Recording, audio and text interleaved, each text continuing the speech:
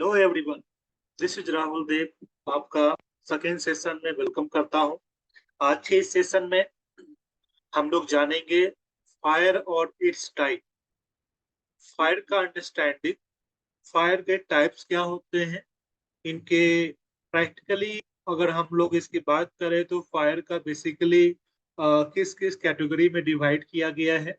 Working place में अगर fire incident होता है तो हमें किस तरह का इंस्ट्रूमेंट का यूज करना चाहिए, इसके बारे में आज हम लोग सीखेंगे। तो बिना डिले किए हुए चलिए स्टार्ट करते हैं आज का new topic, understanding fire and it's type.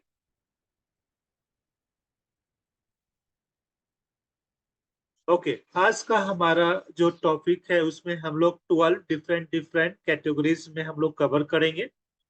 First हमारा है introduction to fire, classifying fire, combustion process, types of fire, extinguishing method। Extinguisher एक तरह का इंस्ट्रूमेंट होता है जो कि वर्किंग प्लेस में, हमारे किसी भी वर्किंग प्लेस में अवेलेबल होता है। यह कई तरह के होते हैं, उसके बारे में भी हम लोग जानेंगे। उसके बाद फायर प्रिवेंशन, मतलब फायर को रोकने का टेक्निक क्या होता है, उसके बारे में भी हम लोग जानेंगे। Fire spread and behaviour, fire कैसे फैलता है, उसका बिहेवियर मतलब गुण क्या होता है।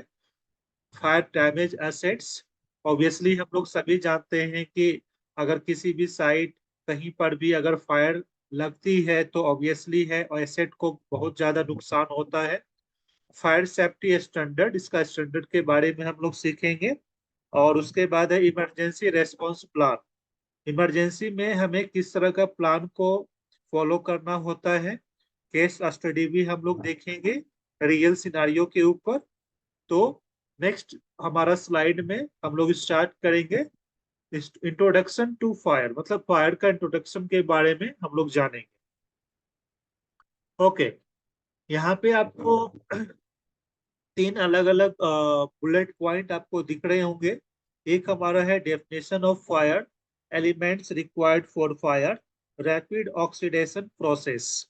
तो इतना ज्यादा डीपली में आपको जाने की रिक्वायरमेंट नहीं है, बस फॉर अंडरस्टैंडिंग के लिए आपको समझना है कि बेसिकली फायर होता क्या है।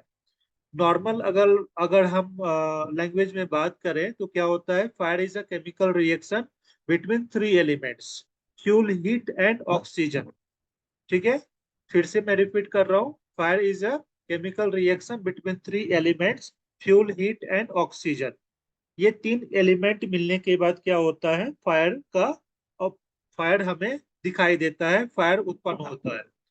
लेकिन अगर हम इसको डीपली में अगर हम जाते हैं तो इसका डेफिनेशन क्या हो जाएगी, fire is a chemical reaction that release energy in the form of heat and light. It involves the rapid oxidation of a material in the presence of oxygen। इसको हम समझेंगे ठीक से, इसका मतलब क्या है। इसका मतलब क्या होता है कि बेसिकली फायर जो होता है केमिकल रिएक्शन होता है। ठीक है, केमिकल रिएक्शन का मतलब क्या होता है, रासायनिक अभिक्रिया। जैसे कि किसी भी चीज को दूसरों के साथ मिला दिया जाए तो उसका जो प्रतिक्रिया रूप होता है उसी को हम लोग क्या कहते हैं, रासायनिक क्रिया कहते हैं।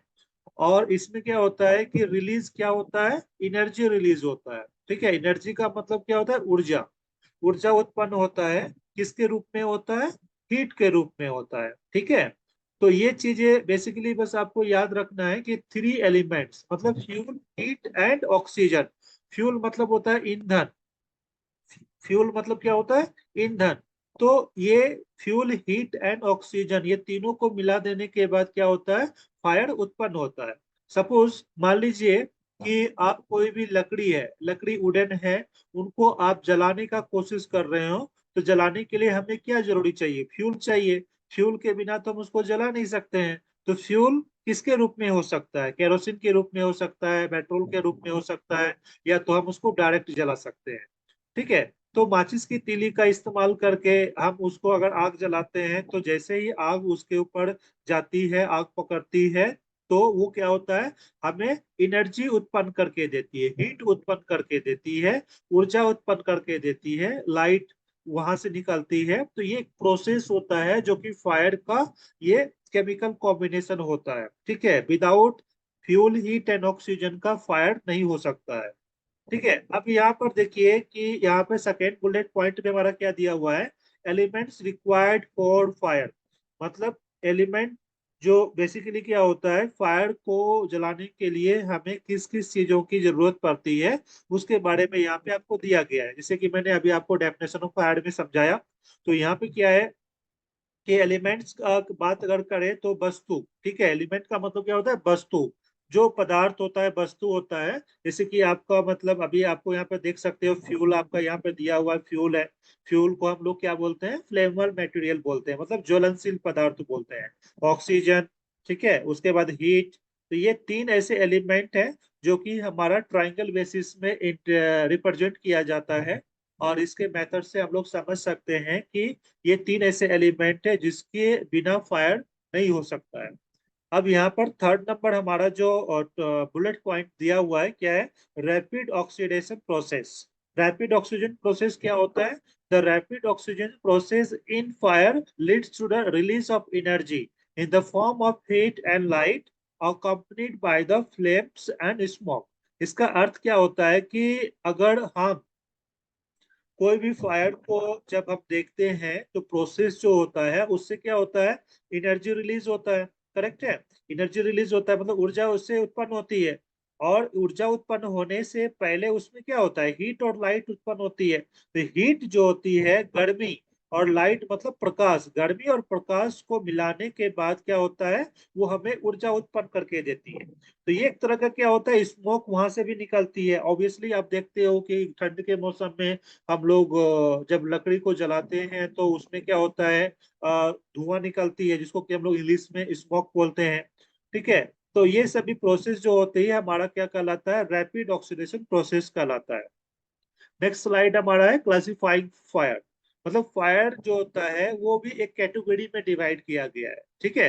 तो फायर को हम लोग इसी कैटेगरी में अगर हम डिवाइड किया जाए तो ऑन फॉर प्रोसेस, मतलब अगर अंडरस्टैंडिंग की अगर बात किया जाए तो फायर बेसिकली क्या होता है, कंट्रोलेबल और अनकंट्रोलेबल। मतलब फायर को जो कंट्रोल कर सकते हैं, जैसे कि स्मॉल फायर है, छोटा फायर है, ठीक है, तो उसको आप इजिली तरीके से कंट्रोल कर सकते हैं, तो वो क्या है, एक कंट्रोलेबल फायर में चला जाता है, ठीक है। और उसके बाद एक होता है कि अनकंट्रोलेबल। अनकंट्रोलेबल फायर का मतलब क्या होता है कि जो फायर को हम लोग कंट्रोल नहीं कर सकते, वो बड़ा फायर हो गया, बिल्डिंग में फायर हो गया, फ्लोर में फायर हो गया, घर में फायर हो गया, किचन में फायर हो गया, बहुत ज्यादा फायर हो गया, जिसको हम लोग कंट्रोल नहीं कर सकते हैं, हमारे बस की बात नहीं है। तो उसके लिए हम लोग क्या करते हैं, फायर एक्सटिंग्विशर या फिर फायर फाइटिंग वाले को बुलाते हैं।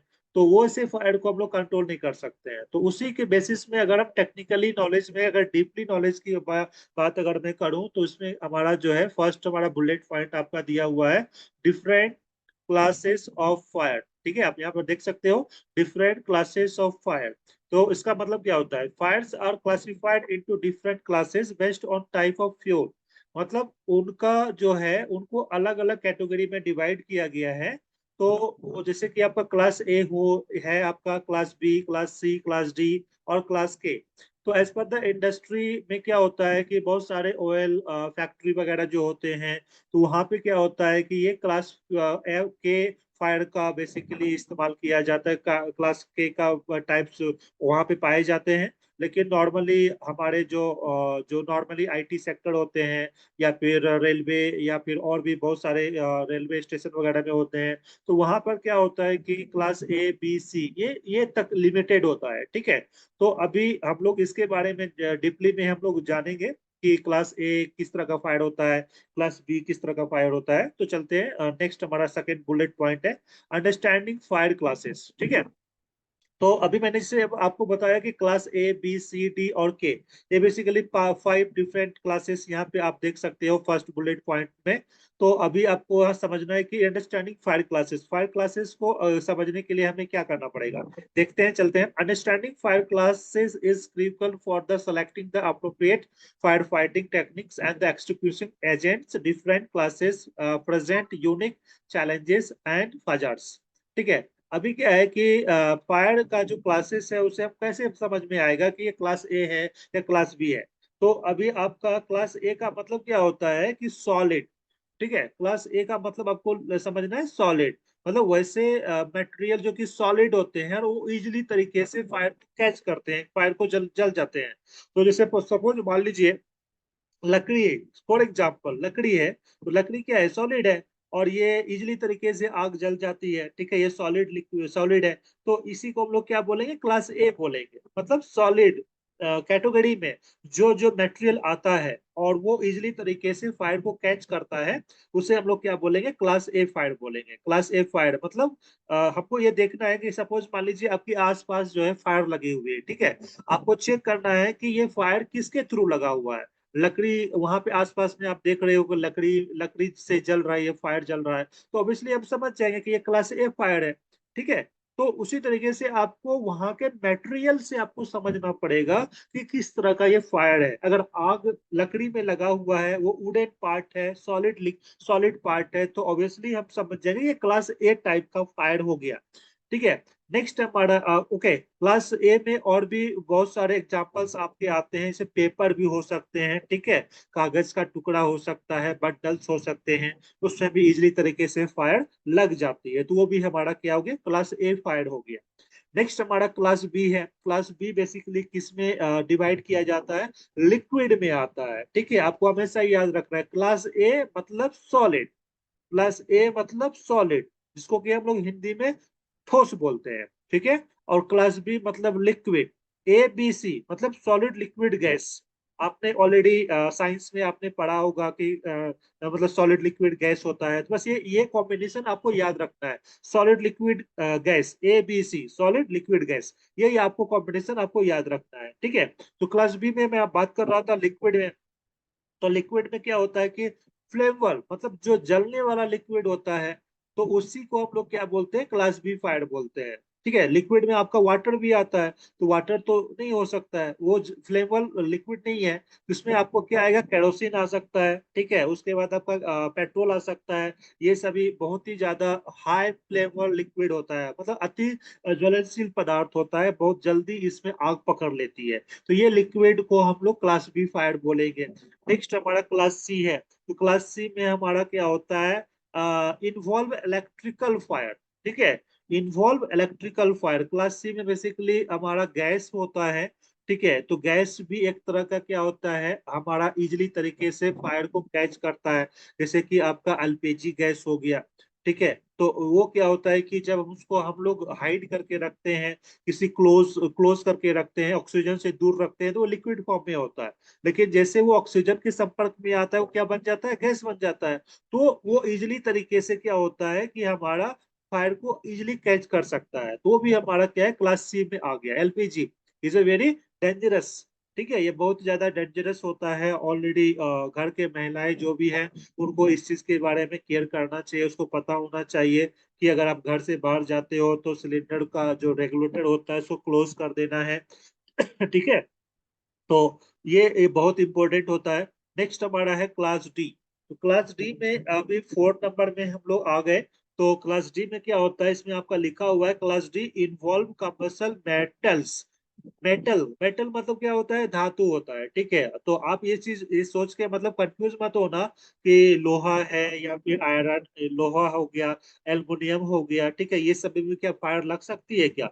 ऑब्वियसली मतलब क्या है कि बहुत सारे ऐसे सॉलिड मतलब मेटल्स भी हैं, इसमें कि इजिली तरीके से क्या होता है, फायर लग जाते हैं, ठीक है। तो इसीलिए इसको एज पर द इंडस्ट्री इसको कैटेगरी में डिवाइड किया गया है। मेटेलिक फायर इसको हम लोग बोलते हैं, इसको क्लास डी में इन्वॉल्व किया जाता है, ठीक है। अभी नेक्स्ट हमारा क्लास के है, जिसको कि हम लोग कुकिंग ऑयल या फैट्स में इन्वॉल्व किया जाता है। ये बेसिकली बहुत सारे बड़े बड़े होटल एरिया में, किचन एरिया में इनको क्लास के का रूप दिया गया है, क्योंकि अक्सर क्या होता है कि बड़े बड़े रेस्टोरेंट में, होटल एरिया में बहुत ज्यादा मात्रा में खाना कुकिंग होता है, तो वहां पे ऑयल के लिए बहुत बड़ी बड़ी कढ़ाई रखी जाती है, पैन रखा जाता है। तो बाय मिस्टेकली वहां पे अगर आपका कुकिंग हो गया, आपने मतलब कुकिंग करने के बाद आपका रेगुलेटर ऑफ नहीं करना, ऑफ करना भूल गए, तो ऑब्वियसली क्या होता है कि धीरे धीरे गर्म होने के बाद, काफी ज्यादा हीट होने के बाद ऑटोमेटिक क्या होता है, वो ऑयल में आग लग जाती है। तो उस तरह का कैटेगरी में क्या होता है, क्लास के आता है, ठीक है। तो ये अभी आपका मैंने ऑब्वियसली आई होप आपको थोड़ी बहुत समझ में आ गई होगी कि क्लासिफाइड फायर में आपका किस किस कैटेगरी का फायर होता है। चलते हैं नेक्स्ट स्लाइड में।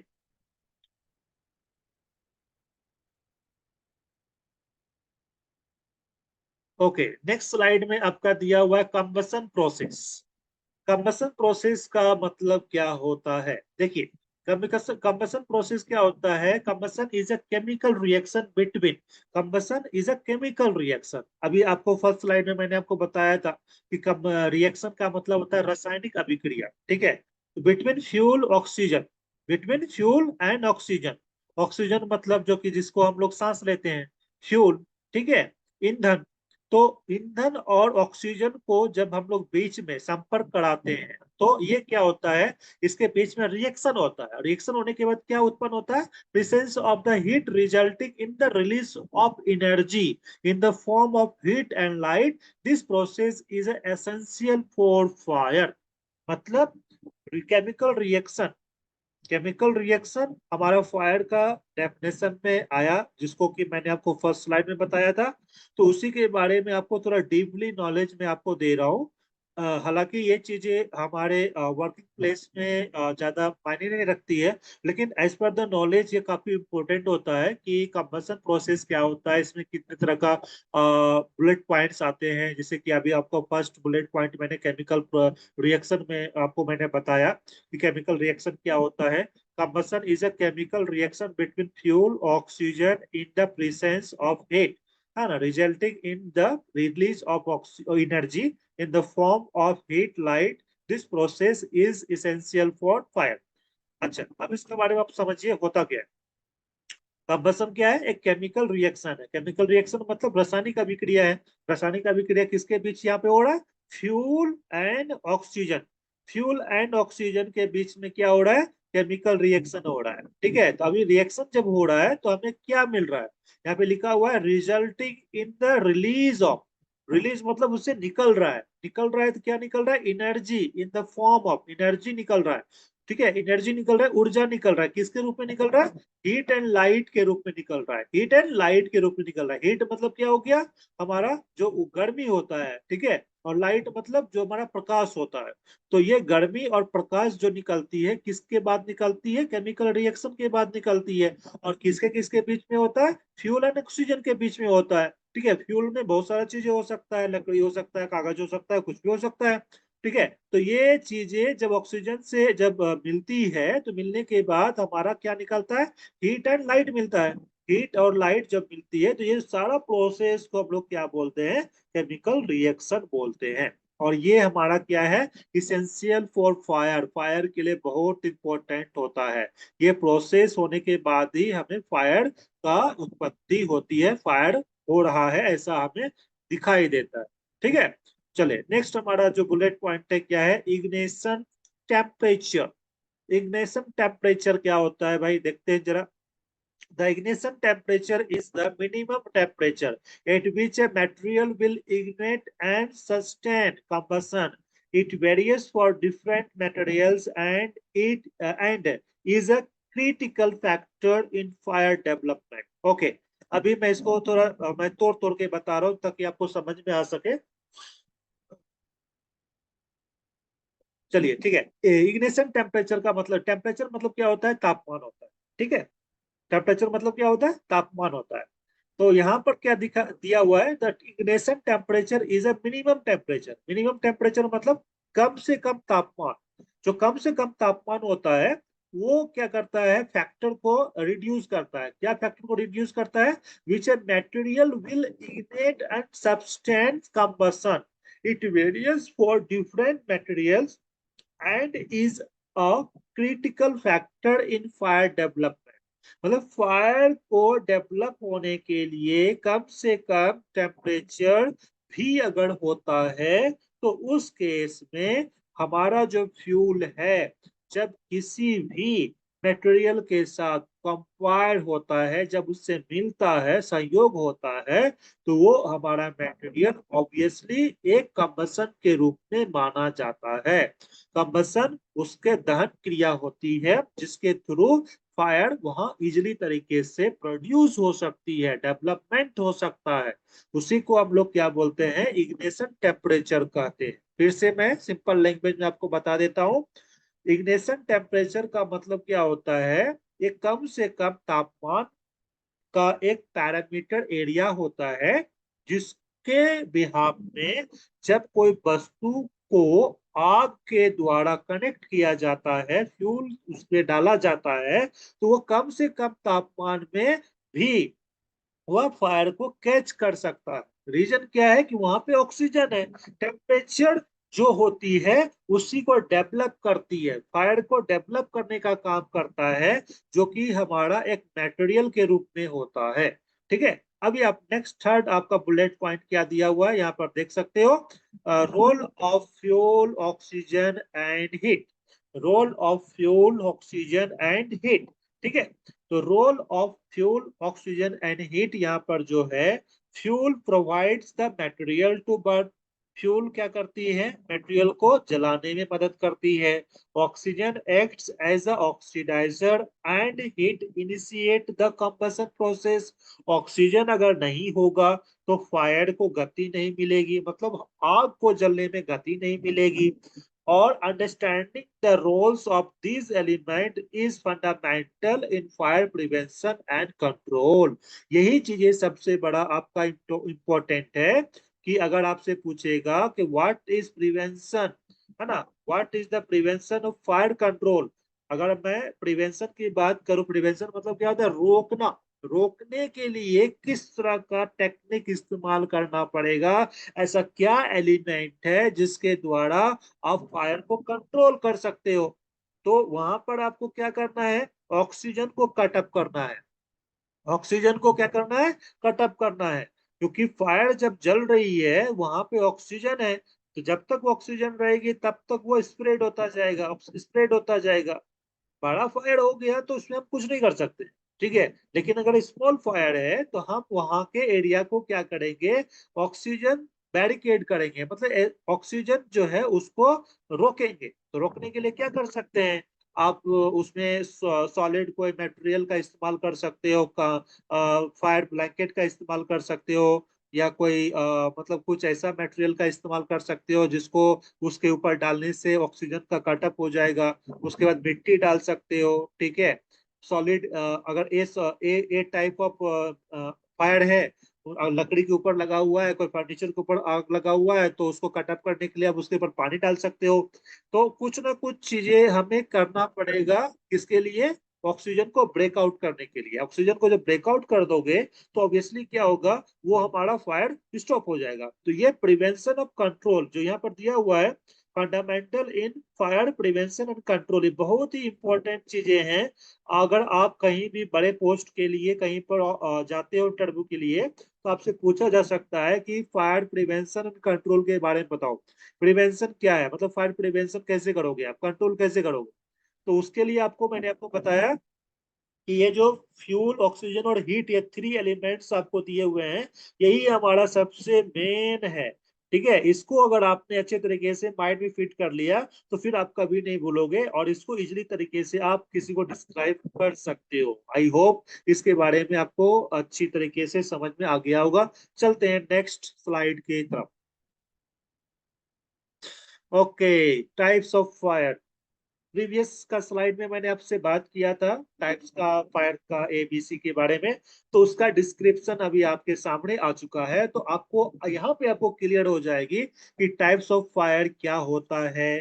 ठीक है, इसमें क्या क्या एग्जांपल्स होते हैं, कौन किस तरह का एक्सटिंग्विशर यूज करना चाहिए। चलिए स्टार्ट करते हैं। Class A fire.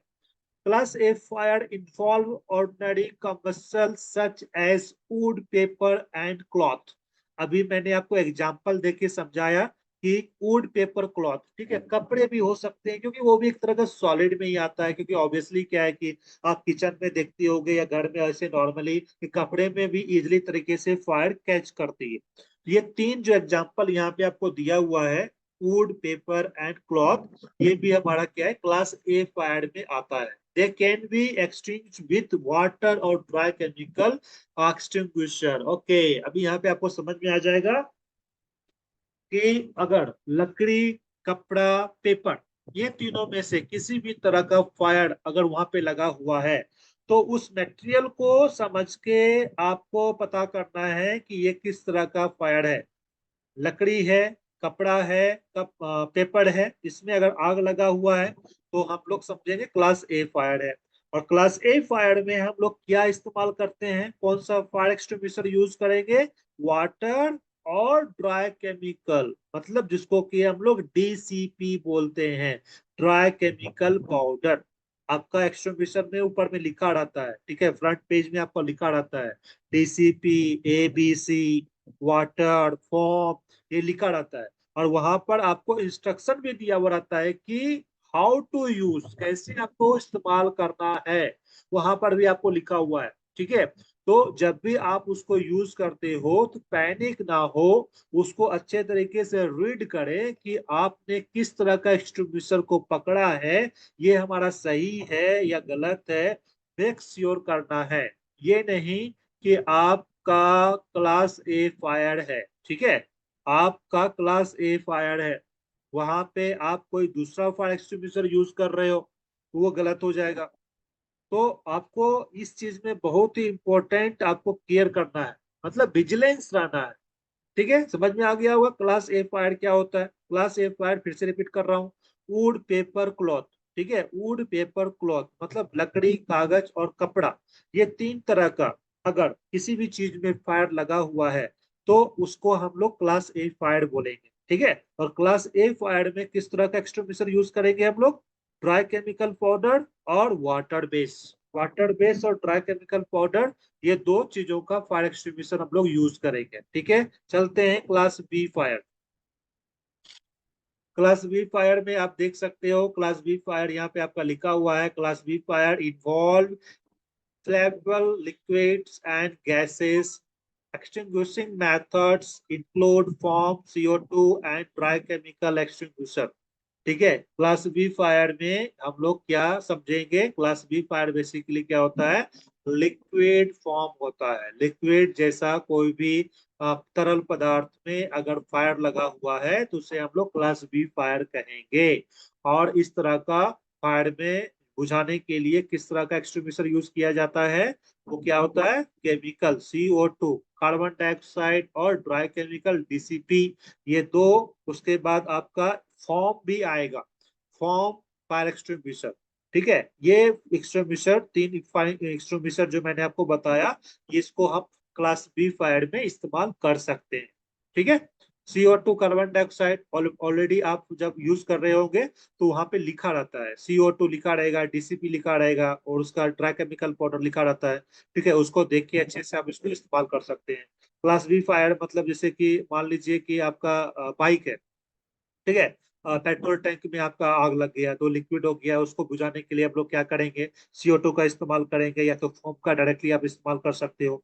तो इसका इस्तेमाल इसलिए करते हैं ताकि वहां पर ऑक्सीजन को ब्रेक किया जा सके, और जब ब्रेक होगा तो ऑब्वियसली वो क्या होगा, फायर क्लोज हो जाएगा।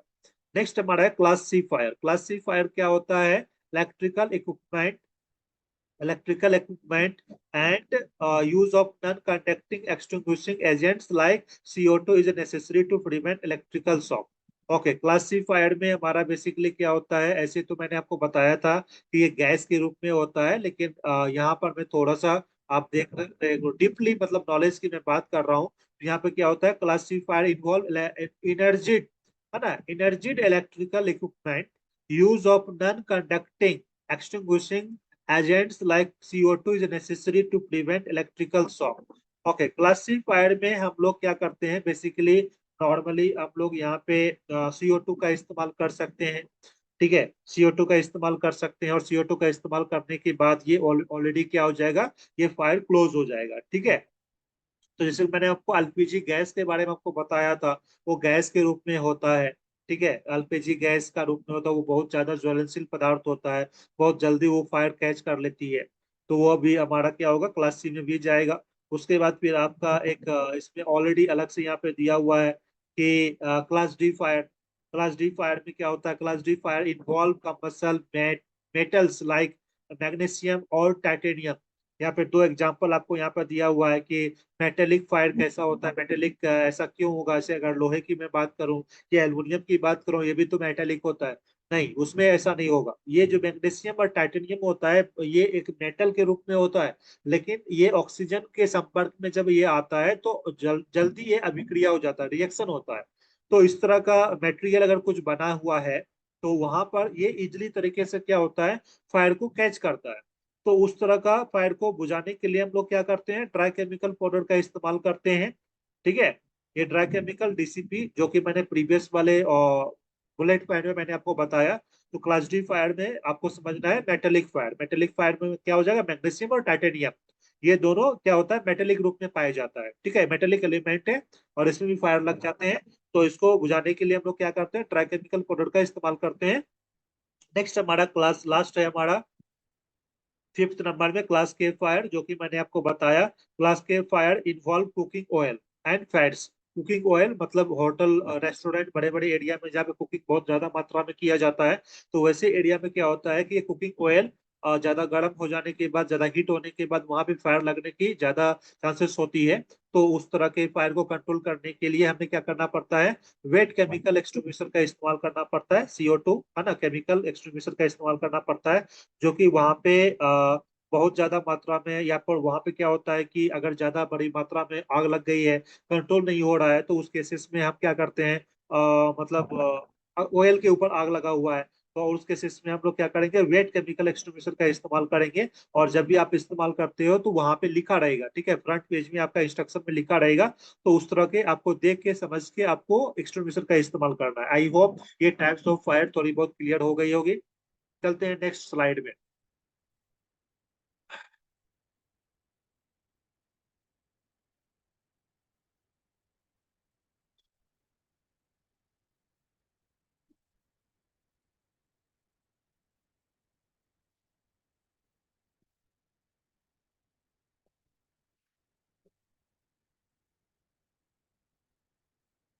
ओके, अभी मैंने आपको बताया था क्लासिफाइंग फायर के बारे में, वही सेम चीजें यहाँ पे है।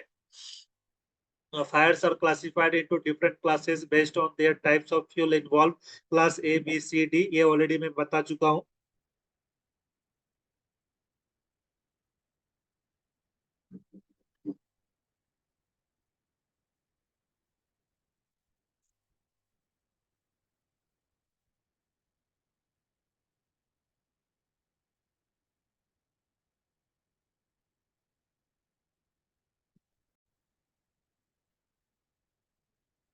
ओके, यहाँ पे आपको एक्सटिंग्विशर मेथड के बारे में आपको मैं बता रहा हूँ। एक्सटिंग्विशर मेथड में आपको जैसे कि आपको बताया था, ये पिक्चर आप देख रहे हो, ये ऑलरेडी आपको पता होगा कि एक्सटिंग्विशर हमारे वर्क प्लेस में सभी जगह प्लेसमेंट किया जाता है।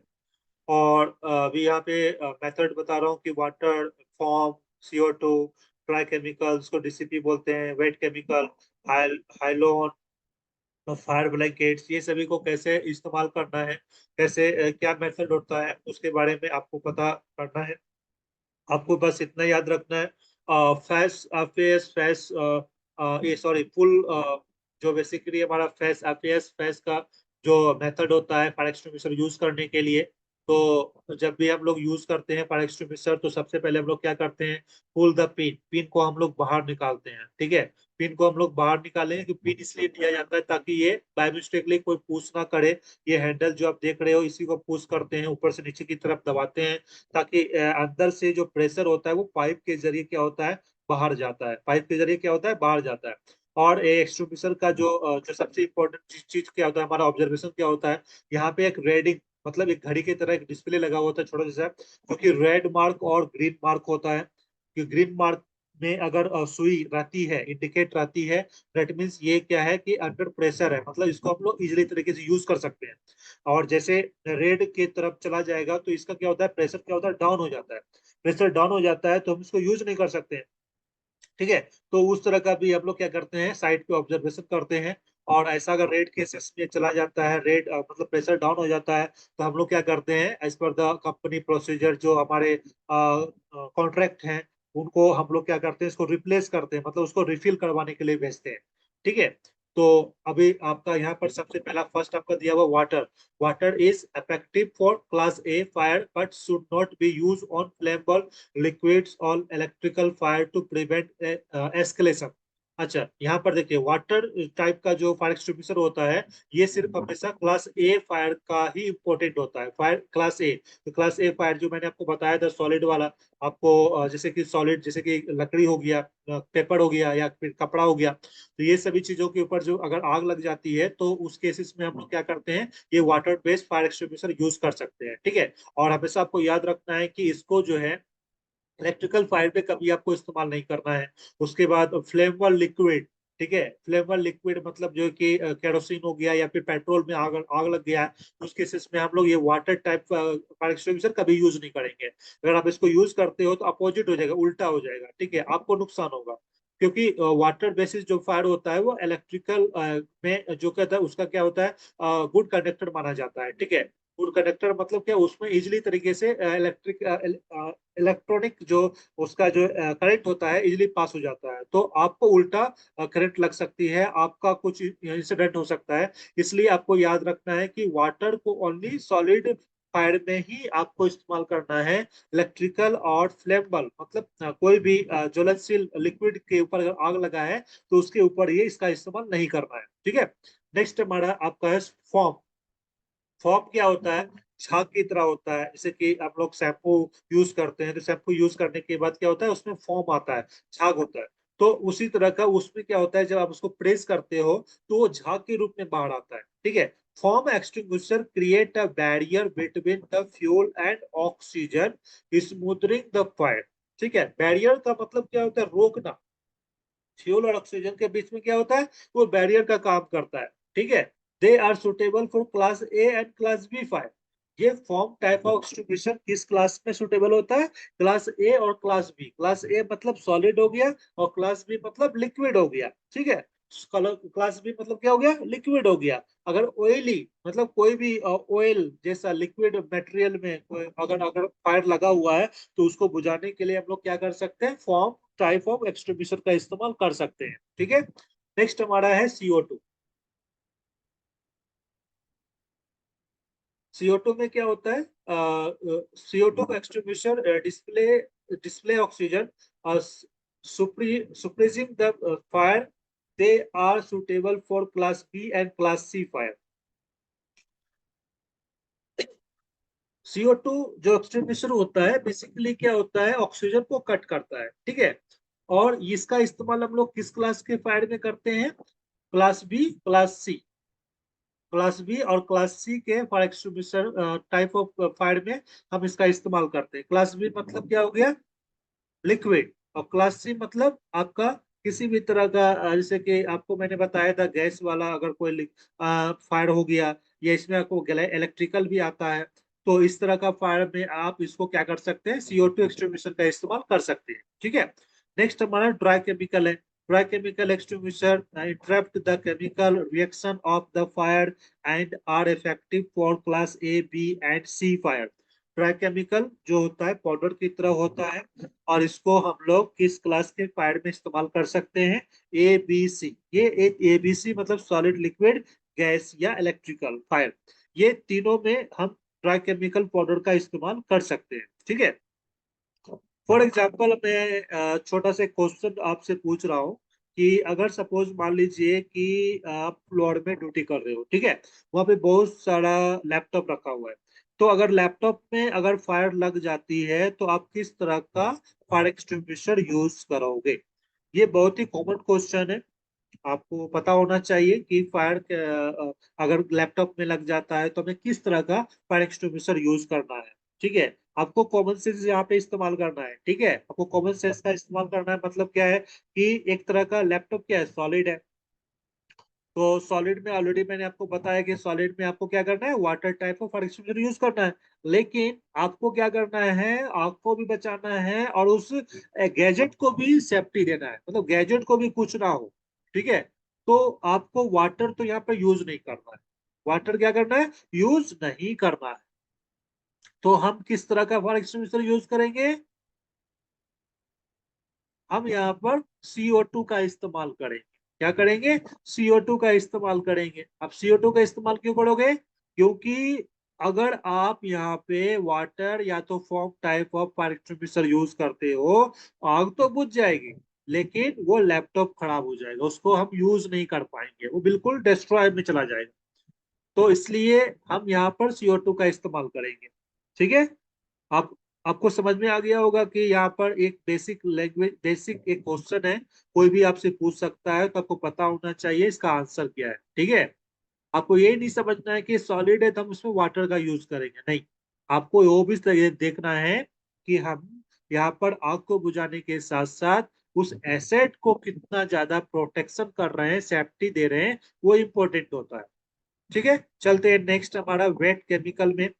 वेट केमिकल में क्या होता है कि wet chemical extinguisher cool the fire and create a barrier to prevent reignition, ideal for class K fire in kitchen. Okay.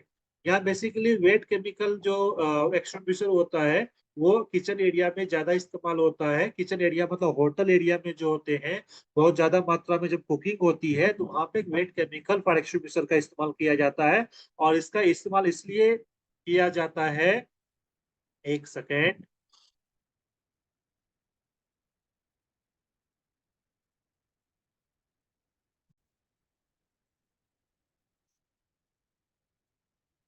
Okay. तो यहाँ पे वेट केमिकल का बारे में आपको बता रहा था कि वेट केमिकल एक्सटिंग्विशर जो होता है basically cool the fire and create a barrier to the prevent reignition, ideal for the class K fire in kitchen. ठीक है।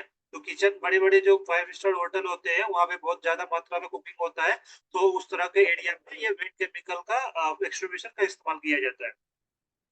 नेक्स्ट है हमारा हैलोन FM200। तो ये बेसिकली क्या होता है कि हमें अपने इंडस्ट्री एरिया में ज्यादा रिक्वायरमेंट नहीं होती है। ठीक है, तो इसको आप छोड़ देंगे। ओके। फायर ब्लैंकेट बहुत इंपॉर्टेंट है। फायर ब्लैंकेट ऐसे बहुत सारे साइट में ऑलरेडी होता है। ठीक है। इवन IT हो या कोई भी बड़ी संस्था हो, ठीक है, कोई भी वर्किंग प्लेस हो, फायर फायर ब्लैंकेट इंपॉर्टेंट होता है। Fire blankets smother fires by the cutting off the oxygen supply. They are useful for the extinguishing small fires and wrapping around individuals in case of clothing fire। मतलब क्या होता है fire blanket? क्या होता है fire blanket? एक तरह का चादर की तरह होता है। और ये बेसिकली क्या होता है कि छोटे फायर को का मतलब रिड्यूस करने के लिए, उसको बुझाने के लिए इसका इस्तेमाल किया जाता है। और बेसिकली मान लीजिए कोई किचन में काम कर रहा है, अचानक उसके कपड़ों में आग लग गया, तो उसको बुझाने के लिए हम लोग फायर ब्लैंकेट से उसको ढक सकते हैं और उसको हम लोग बुझा सकते हैं। ठीक है।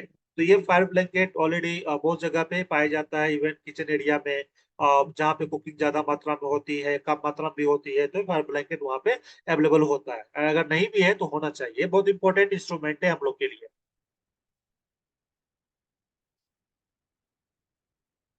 ओके। अभी यहाँ पर बात करूंगा फायर प्रिवेंशन टेक्निक का बारे में। फायर प्रिवेंशन टेक्निक क्या होता है? फायर प्रिवेंशन टेक्निक का जैसे कि हम लोग फायर अगर हो गया हमारे साइट में तो हम उसको कैसे रिड्यूस कर सकते हैं, तो उसी को हम लोग फायर प्रिवेंशन टेक्निक बोलते हैं। तो सबसे पहले हमारा क्या है? Fire safety measure. ठीक है। Fire safety measure, implementing fire safety measures such as smoke detectors, fire alarm, and sprinkler system to provide early warning and the suppression of fire। Okay.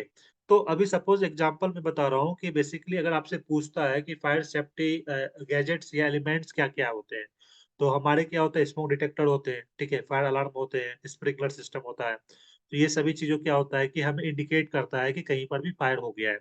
तो स्मोक डिटेक्टर क्या होता है? बहुत important होता है, सभी फ्लोर में सभी जगह पे पाया जाता है।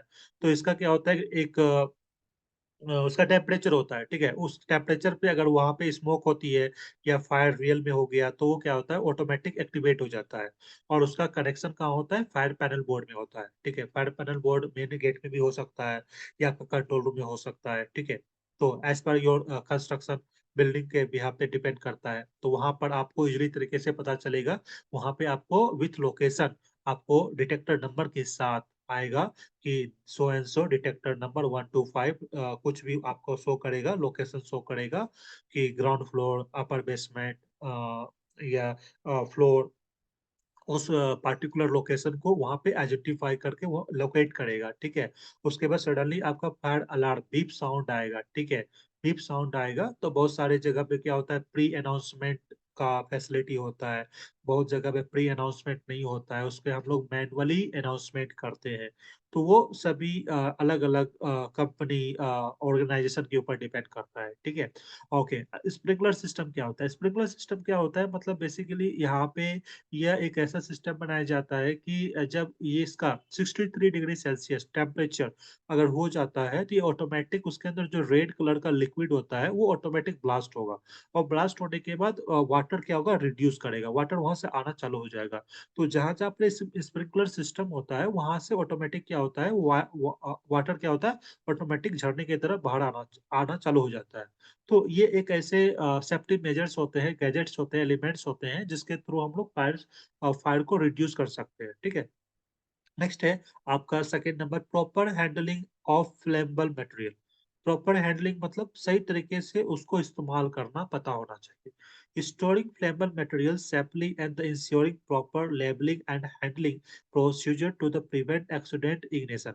मतलब अगर कोई ज्वलनशील पदार्थ आपके साइट में, आपके आसपास में अगर है और उसको स्टोर किया जा रहा है, तो स्टोर करने का प्लेस कहाँ पे है, उसके आसपास के एरिया में किस तरह का वस्तु रखा हुआ है, ठीक है, वो से हमें कोई नुकसान तो नहीं है, उसका प्रॉपर लेबलिंग करना है, ठीक है, कि उसको खुले नहीं रखना है, उसका कोई ढक्कन क्लोज करके रखना है बिल्कुल, और उसको बैरिकेड करके रखना है, मतलब बिल्कुल आउटसाइड, जैसे कि आपका बेसमेंट एरिया हो गया, वहां पर आपको बैरिकेड कर देना है, वहां पे लॉक सिस्टम होना चाहिए, ठीक है, वो लॉक सिस्टम करके आपको रखना है ताकि उसको कोई अनवांटेड पर्सन उसको यूज ना कर सके, ठीक है, उसमें ऑथराइज पर्सन ही उसके अंदर जा सके, ऐसा उसको प्रोसेस करना, उसी को हम लोग proper handling of flammable material बोलते हैं। फ्लेमेबल मटेरियल में आपका केरोसिन आ सकता है, पेट्रोल आ सकता है, डीजल आ सकता है, जैसे डीजी रूम होता है, उसमें लिक्विड फ्यूल फ्यूल का इस्तेमाल किया जाता है। तो जो जला हुआ होता है उसको बाहर निकाल के हम लोग फेंक नहीं सकते, इधर उधर फेंक नहीं सकते हैं, वो काफी ज्यादा डेंजर हो सकता है, तो इसके लिए उसका एक पार्टिकुलर स्पेस होता है, ठीक है, उसको हम लोग हजार्डनेस स्पेस भी हम लोग बोलते हैं। तो वहां पर एक पूरा पार्टीशन क्लोज करके उसके अंदर रखा जाता है। तो प्रॉपर हैंडलिंग उसी को हम लोग बोलते हैं, प्रॉपर हैंडलिंग मतलब वही देख रेख करना। नेक्स्ट है हमारा electrical safety. Practicing electrical safety by avoiding overloading circuits, using certified equipment, and regularly inspecting wiring to prevent electrical fire. आप जब भी बिल्डिंग में आप पेट्रोलिंग कर रहे हैं जहां पर इलेक्ट्रिकल गैजेट्स लगे हुए हैं, बोर्ड्स लगे हुए हैं, बड़े बड़े मशीन लगे हुए हैं, तो उनका वायरिंग सिस्टम कैसा हुआ है उसको ऑब्जर्व करना है, ठीक है, वायरिंग में कहीं लूज तो नहीं है, कहीं वायर तो नहीं निकला हुआ है, ठीक है। अगर मान लीजिए कि बहुत ज्यादा हीट हो जाता है तो वहां पर क्या होता है, ऑटोमेटिक हमें अलार्म आती है, तो बहुत ज्यादा हीट हो रहा है, क्यों हो रहा है, तो उसके बारे में इंस्ट्रक्शन हमें कंटिन्यू करके रखना होता है, ठीक है, इसी को हम लोग इलेक्ट्रिकल सेफ्टी बोलते हैं, ठीक है। नेक्स्ट है हमारा साइट पे क्या है कि फायर ड्रिल होना है। Conducting regular fire drill to the ensure occupant are the familiar with evacuation procedure, exit and the assembly points in case of a fire emergency। ठीक है, हमें पता होना चाहिए कि आपके साइट में फायर असेंबली एरिया कहाँ पे है। इवन अगर फायर ड्रिल होता है तो उसको पार्टिसिपेट करना है, आपको पता चलेगा कि वो ड्रिल होता कैसे है, अगर रियल सिनेरियो हो जाएगा तो हमारे रोल एंड रेस्पॉन्सिबिलिटी क्या होगी, ठीक है। ये नहीं कि अगर फायर हो गया और आप चुपचाप खड़े हो, आपको समझ में नहीं आ रहा है क्या करना है, तो ये चीजें नहीं होना है, ठीक है, ये चीजें आपको नहीं होना है।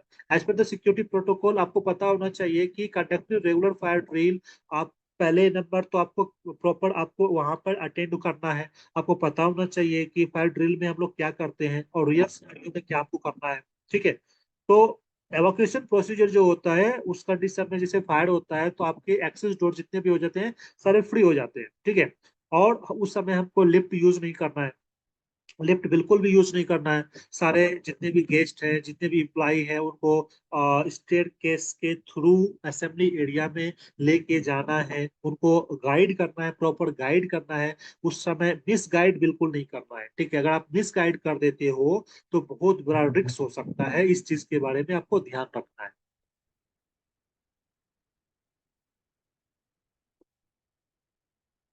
ओके, नेक्स्ट हमारा है fire spread and behaviour. Fire का जो बिहेवियर होता है, कैसे वो स्प्रेड होता है, कैसे वो फैलता है, उसके बारे में थोड़ा मैं आपको बताऊंगा।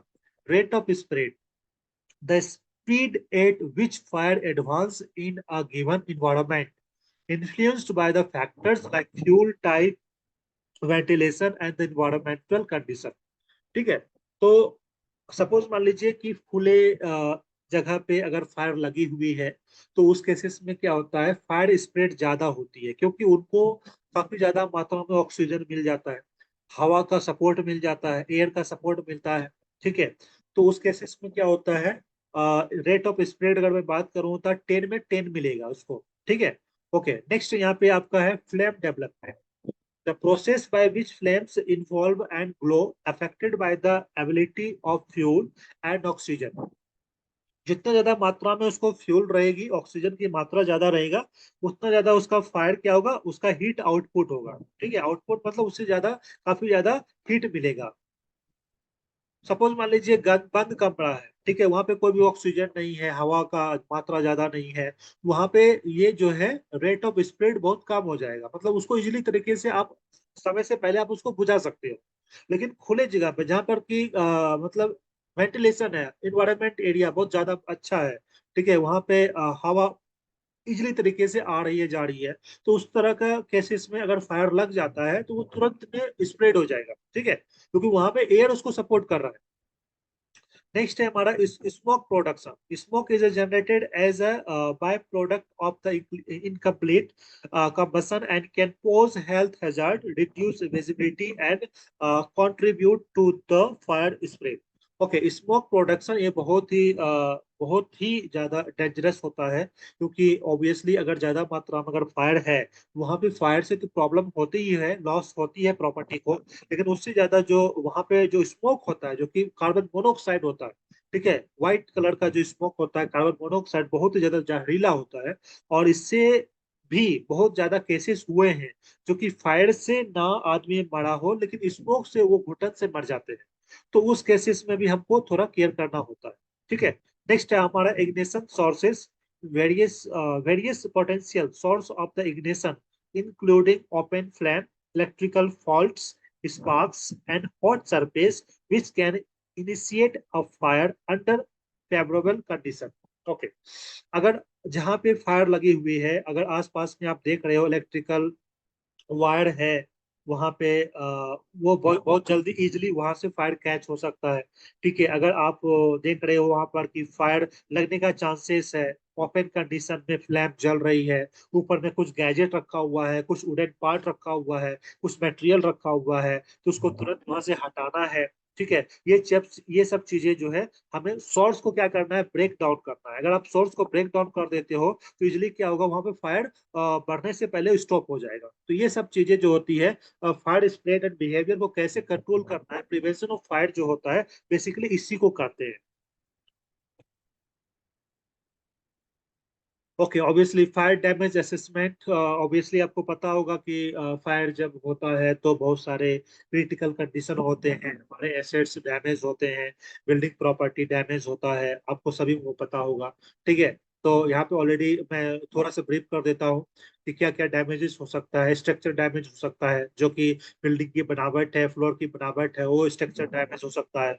उसका कंटेंट डैमेज हो सकता है। कंटेंट डैमेज का मतलब जो वहाँ का एरिया के आसपास का जो पैरामीटर एरिया है, वो काफी ज्यादा अफेक्टेड हो जाएगा। ठीक है, प्रॉपर्टी काफी ज्यादा अफेक्टेड हो जाएगा, वहाँ का जो कलर पेंट किया हुआ है वो सारा खत्म हो जाएगा। नेक्स्ट है हमारा स्मोक डैमेज। काफी ज्यादा मात्रा में वहाँ पे जो इन्वायरमेंट होगा, वो काफी ज्यादा कार्बन मोनोऑक्साइड से मतलब फुल हो जाएगा। वो हेल्थ हजार्ड में आ जाता है, हेल्थ हजार्ड बहुत ज्यादा हो जाता है। ठीक है, उसको पहले की तरह लाने के लिए बहुत ज्यादा हार्ड वर्क करना पड़ेगा, क्लीनिंग बहुत ज्यादा करना पड़ेगा। वाटर डैमेज हो सकता है, मोल्ड ग्रोथ हो सकता है। ठीक है, damage cause by the water use the fire fighting effort, मतलब फायर फाइटिंग में जब हम लोग वाटर का यूज करते हैं, तो वाटर बहुत ज्यादा मात्रा में उसको इस्तेमाल करना पड़ता है, तो वाटर डैमेज एक तरह का इसमें आपका प्रिवेंशन में आता है। उसके बाद मोल्ड ग्रोथ क्या होता है, द ग्रोथ ऑफ मोल्ड और damp surface of the flowing of fire incident posing health risk and requiring specialised remediation procedure. मतलब उस एरिया में जितने भी लोग काम कर रहे हैं, तो उसका जो स्मोक होता है, हमारे इनहेल सिस्टम के माध्यम से जब हमारे लंग्स में जाते हैं, तो उससे क्या होता है, काफी तरह की बीमारियां भी उत्पन्न होती है। ठीक है, तो इस तरह का जो डैमेज होता है ये फायर डैमेज असेसमेंट में आता है। ओके, फायर सेफ्टी स्टैंडर्ड क्या होना चाहिए? National fire code, building regulation and fire safety equipment standard. Obviously आपको पता होगा कि फायर सेफ्टी के रूप में हम लोग फायर हजार्ड्स जो वाटर सप्लाई होती है, एफएसएस सिस्टम जो होता है, फायर हाइड्रेंट सिस्टम होता है, उसको हम लोग यूज करते हैं फायर के टाइम में। तो नेशनल फायर कोड में इसको इस्तेमाल किया जाता है।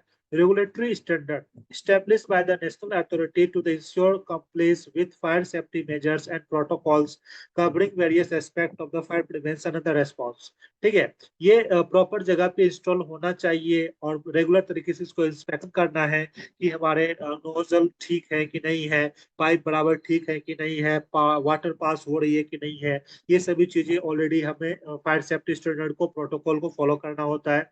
नेक्स्ट हमारा building regulation, construction guidelines and the requirements aimed at enhancing fire safety in building, including structural integrity, escape routes and fire resistant material। तो हमारा जो बिल्डिंग का कंस्ट्रक्शन होता है वो उसके ऊपर भी डिपेंड करता है कि हम किस तरीके से फायर सेफ्टी को हम लोग सेफली कंट्रोल कर सकते हैं, किस तरीके से हम उसका स्ट्रक्चर फॉर्मूला को रिक्रिएट कर सकते हैं। ठीक है, स्केप कैसे करना है, रूट आपको पता होना चाहिए। ठीक है, रूट रूट मैप आपकी बिल्डिंग में होना चाहिए कि किस तरह का स्टेयरकेस, कौन सा स्टेयरकेस कहाँ पे है, स्टेयरकेस 1, स्टेयरकेस 2 किस तरह पे है, किस एरिया में आपको जाना सही होगा। तो वो बिल्डिंग स्ट्रक्चर आपको पता होना चाहिए। ठीक है, फायर सेफ्टी इक्विपमेंट में आपका बहुत सारा चीजें आती है, जैसे कि आपका अलार्म सिस्टम होता है, सस्पेंशन सिस्टम होता है। ठीक है, जो कि हम लोग फायर हाइड्रेंट सिस्टम होता है, ये सभी सिस्टम आपको प्रॉपर तरीके से इंस्टॉल होना चाहिए आपके साइट पे। अगर इंस्टॉल किया हुआ है तो आपको पता होना चाहिए कि इसको रेगुलेट कैसे करना है, ऑपरेट कैसे करना है, ऑपरेट करने का आपको फॉर्मूला आपको पता होना चाहिए। तो ये आपका फायर सेफ्टी स्टैंडर्ड में आता है। इमरजेंसी रेस्पॉन्स प्लान ऑलरेडी मैंने आपको बता दिया कि आपको अपने टीम के साथ, है ना, आपको प्लान करना है, डे टू डे टाइम आपको प्लान करना है कि अगर इमरजेंसी हो जाता है उसमें आपको रिस्पॉन्स कैसे करना है, आपको किस तरह का असेंबली एरिया में कैसे आपको पहुंचना है, किस तरह का स्टेयरकेस आपको इस्तेमाल करना है। अगर आपको इमरजेंसी हो जाता है तो आपको स्ट्रेचर आपको कहाँ से उठाना है, फर्स्ट एड बॉक्स कहाँ से लेके जाना है, ये चीजें आपको पता होना चाहिए। ठीक है, तो इसके लिए आपको प्रॉपर तरीके से ट्रेनिंग, आपको प्रोग्राम अटेंड करना होगा। ट्रेनिंग प्रोग्राम अटेंड करने से आपको थोड़ा सा क्लियरेंस होगा कि आपका जो एवोक्यूएशन प्रोसेस होता है कैसे होता है। उसके बाद हमारे एवोकेशन प्रोसेस में किस किस तरह का इंस्ट्रूमेंट का इस्तेमाल आपको करना पड़ सकता है। ठीक है, तो वो कहाँ पे होता है प्लेस, फायर एवोकेशन चेयर अगर आपको जरूरत पड़ेगा तो किस जगह से आपको लेके आना है, उस प्लेस पे आपको पता होना चाहिए। तो ये सभी प्रोसीजर जो आपको दिया हुआ है, evacuation procedure, emergency contacts, communication protocol, training programme, ये चार बहुत इंपॉर्टेंट होता है हम लोग को इमरजेंसी रेस्पॉन्स प्लान को अटेंड करने के लिए। ठीक है, कम्युनिकेशन प्रोटोकॉल बहुत इंपॉर्टेंट है। कम्युनिकेशन प्रोटोकॉल मतलब जो कि आपको वॉकी टॉकी जो वर्क ऑन द ड्यूटी आपको दिया जाता है, वो वॉकी टॉकी, आरसीपी, ये सभी चीजें बहुत इंपॉर्टेंट होता है कि ऑन द स्पॉट आप किस तरह से हाईलाइटेड कर सकते हो, अवेयरनेस कर सकते हो, ताकि एज सुन एज पॉसिबल जो इम्प्लाई वर्क कर रहे हैं फ्लोर में वो जल्दी से जल्दी नीचे आ सके और हजारनेस कम हो सके। केस स्टडी में आपका रियल लाइफ फायर इंसिडेंट अगर आपको होता है तो उस केसेस में आपको क्या करना है, किस तरीके का प्रोटोकॉल आपको फॉलो करना है, कैसे उस फायर को रिड्यूस कर सकते हो, प्रिपरेशन प्लान कैसे आपको लेना है। ठीक है, उसका आपको एनालिसिस करना है। सपोज मान लीजिए आपका साइट पे फायर हो जाता है तो उसका एक रिपोर्ट बनता है। ठीक है, वो रिपोर्ट जो होता है इंसिडेंट कमांडर के पास जाता है, बहुत तरह के मैनेजर के पास जाता है, उसके बाद जीएसओ को जाता है, जो फैसिलिटी मैनेजर होते हैं उनके पास भी जाता है। उनको लेसन लिया जाता है, उसको स्टडी किया जाता है कि ये फायर इंसिडेंट में ऐसा ऐसा हुआ है, तो हमें नेक्स्ट के टाइम में हमको इस तरह का प्लानिंग करना है ताकि हजारनेस कम हो सके। फ्यूचर में इमरजेंसी अगर हो जाता है तो कैसे हमें रूट मैप प्लान करना है, कैसे हमको प्रिपेयर होके रहना है पहले से, कैसे और डेवलप करना है, कैसे इम्प्लीमेंट करना है, किस तरह का इम्प्लीमेंट करना है, ताकि आने वाले समय के लिए अगर इंसिडेंट हो जाता है तो उसको और ज्यादा कम मात्रा में रिड्यूस कैसे किया जा सकता है। ये बहुत ही इंपॉर्टेंट होता है केस स्टडी करने के लिए। ठीक है, कंक्लूजन आपको मैं ऑलरेडी आपको बताया कि फायर सेफ्टी अवेयरनेस में यहाँ पे की टेक अवेज है, इसको आप स्क्रीनशॉट ले सकते हो और आप स्क्रीनशॉट लेके आप अपने ग्रोथ कर सकते हो। ठीक है, स्क्रीनशॉट आप ले सकते हैं, क्योंकि मैंने जो भी आपको बताया स्लाइड में वो सभी चीजें आपको ब्रीफ करके मैं आपको कंक्लूजन में फायर सेफ्टी अवेयरनेस में आपको 3 टॉपिक्स आपको मैंने दिया है कि टेक वे, है ना, इंपॉर्टेंस ऑफ फायर सेफ्टी और continuous training and improvement. Obviously training compulsory होता है, ठीक है, ट्रेनिंग अगर आप प्रॉपर तरीके से अगर आप नहीं करते हो तो आपको बहुत तरह का प्रॉब्लम हो सकता है। तो thank you so much. Join our YouTube channel safety and security, और ज्यादा से ज्यादा लोगों में इसको आप शेयर करें। और नेक्स्ट सेशन में हम आपसे फिर से एक नए टॉपिक के साथ मिलेंगे। तब तक के लिए thank you so much. Have a good day.